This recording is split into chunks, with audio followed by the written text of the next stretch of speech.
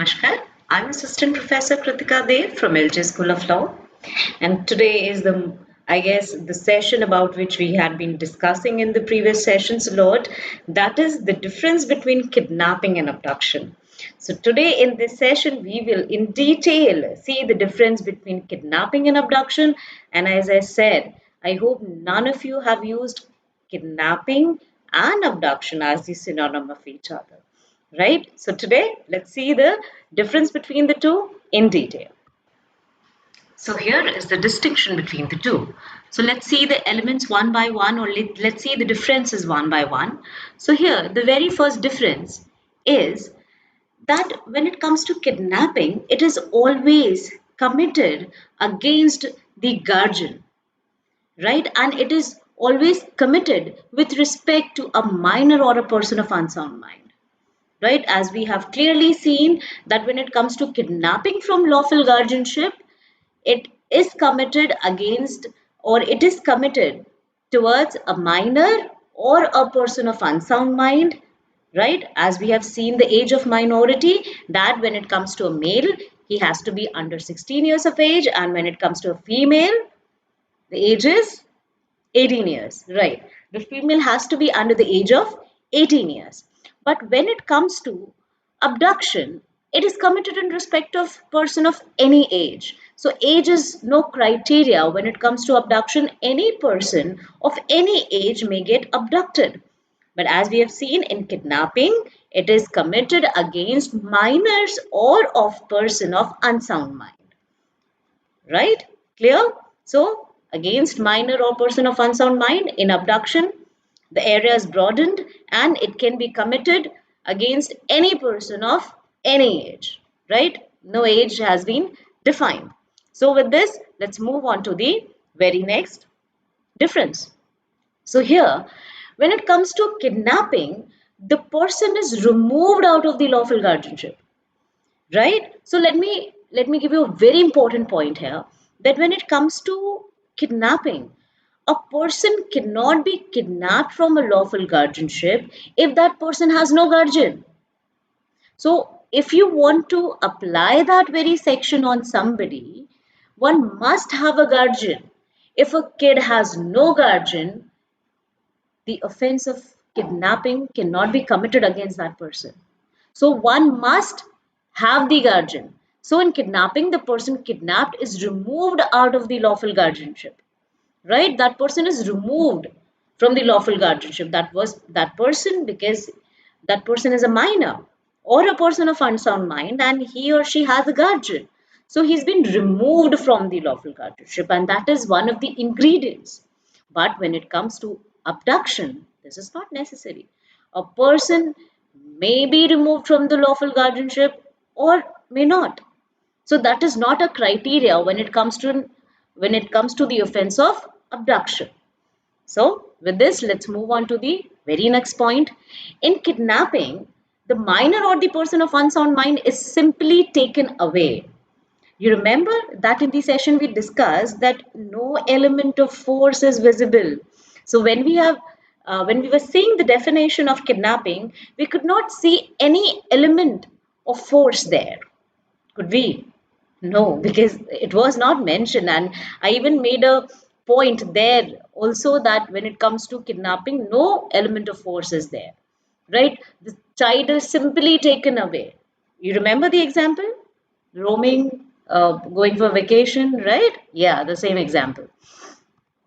But in abduction, as we had seen in the last lecture, that the element of force is there, the element of compulsion is there, right? That force is there, taking somebody forcefully in order to move that person from one place to the other. So the element of force is there, whereas in kidnapping, the element of force is not there, it has not been mentioned there, right? Okay, with this, let's move on to the very next difference. In kidnapping, the consent of the person is immaterial. Now there, if a minor consents, okay, take me. I'm okay if you take me to that place.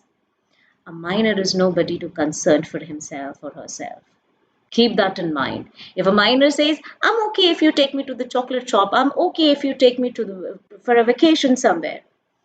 Do not follow the instructions of a minor. Beware. Whatever is being said by a minor, do not take that concern into consideration, because at the end you will be charged under this section, because the concern of the minor here is completely immaterial. Do not ever go by the words of a minor. That is in personal advice. Okay, so here the consent is immaterial, but in abduction, the consent is completely, if somebody is moved freely, right? Then that person will not be charged for abduction. As we have seen, abduction can be committed against any person of any age. So if the person consents for the same, then it will not be abduction. Here, the concern given by the person, of course, it is material and it will save you from the commission of such a crime, right? So, this is the very difference. Now, let's see the very next difference. The intention here, do you remember in the case? We saw a case law where the intention, the court held that intention of the person taking the minor is immaterial. Whatever the intention was, or how good the intention was, that is completely immaterial. It does not matter what the intention or what was the intention of the kidnapper. That does not matter, because intention is again not an ingredient under kidnapping, and something on which the statute is silent. You remember that case law? Then the court is not meant to interpret the same. Court not see whether there was mens rea or not. So intention is not a part of kidnapping. But when it comes to abduction, of course, intention is very important. And as we had seen in the last lecture, that intention is very important when it comes to abduction. If the person had no intention or had some sort of other intention, then he'll be saved from the offense of abduction. Is that clear? Okay, let's move on to the next difference. So here it is, you remember, I guess, because I'm asking you to remember, or I'm asking you to recollect, because it will become more simple for you. And I told you in the last lecture also that you should revise. In order to get clear idea in every session, you need to revise what we have studied in the last lecture. Okay, so here kidnapping is not a continuing offense, whereas abduction is a continuing offense. Now, what do we mean by that? Coming to kidnapping, now let me quote one example which will try to fit in both. Okay, changing the definition. So here A, again I'm telling you, A is being taken away by B. Okay, A is being taken away by B. A is a minor here. Okay, and now A is being taken away. A is being kidnapped by B. Correct. Now here initially A was under the lawful guardianship, but as soon as B took A from the lawful guardianship, he committed kidnapping. Correct. Now if again C takes A from B, right, then it will not amount to kidnapping. Why? Because B wasn't the guardian of A. So here C had not committed kidnapping. Of course, the other offense, but not kidnapping. Because kidnapping is not a continuing offense, because one person could be taken out of the lawful guardianship only once. And if that very person is taken again from that kidnapper, then kidnapper wasn't the lawful guardian, right? So it will not amount to kidnapping because it is not a continuing offense. But in the same example, if we put abduction instead of kidnapping, then in both the situations, both the parties will be charged for abduction. Firstly, B have taken A, abduction, of course, without the consent and forcefully. Again, C had taken B. Let me come into the camera again. Okay. Now, C had taken A from B. So here both B and C will be charged under abduction, because abduction is a continuing offense.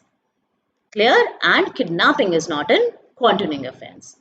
I hope I'm clear. I was able to clear this very point to you. Okay, now let's see this very difference.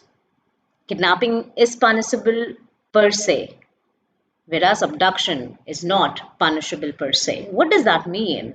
It simply means that if you remember the lecture kidnapping, we had seen that kidnapping is punishable. Kidnapping from lawful guardianship, kidnapping from India, they both are punishable, right? Individually punishable. If a person does not commit any other offense with kidnapping, kidnapping itself is punishable. But coming to abduction, abduction becomes punishable only when it is combined with the other offense, right? Abduction in itself is not punishable. You will not find the simple punishment just given for abduction in the whole IPC, right? So abduction is not punishable per se, whereas kidnapping is punishable per se. So I guess we are done with all the differences between kidnapping and abduction, and no using these terms as the synonym, because now you completely not only know what abduction is or what kidnapping is, you know the basic differences between the two, and you can straight away tell it to anybody who use it as a synonym. Firstly, we stopped using it as a synonym, and now we will stop others using it as the synonym of each other, right? So with this, thank you for listening so patiently. I mean, that was really so, you have so much of patience. And with this, let's put an end to the lecture. And thank you so much for being here, and thank you so much for listening. Take care.